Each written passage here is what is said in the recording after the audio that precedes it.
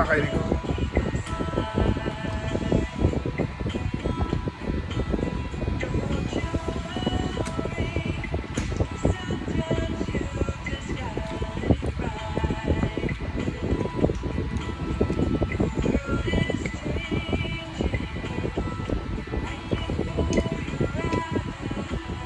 Didigmay mo na yung binili ko.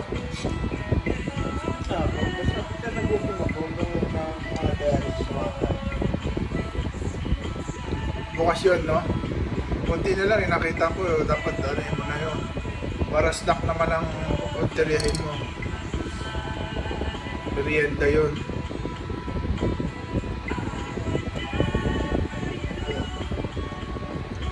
Masarap yung snack na yun. Hindi yung kinain ko sa 7-Eleven.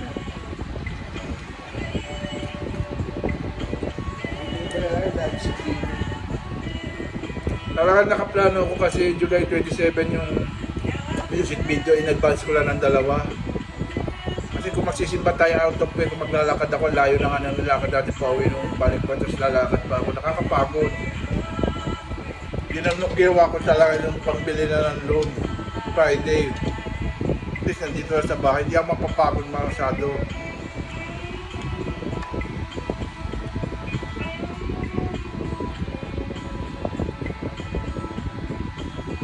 Mura nga yung kape ko dun eh. Ang late lang ng baso ko eh. Hindi kasi ako nag-cup ng hot chocolate doon sa 7-Eleven dito. Malaki baso.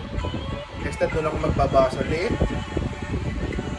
Pero yung malaking baso at maliit, discounted.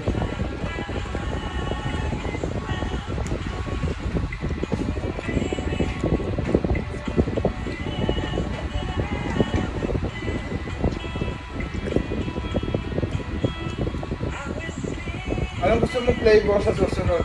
Yung 22 ounces, ibang flavor? Kasi merong milk tea, tsaka yun wala kasi milk tea yun eh. Kaya ako din, bibili ako ng 2, tigis na tayo.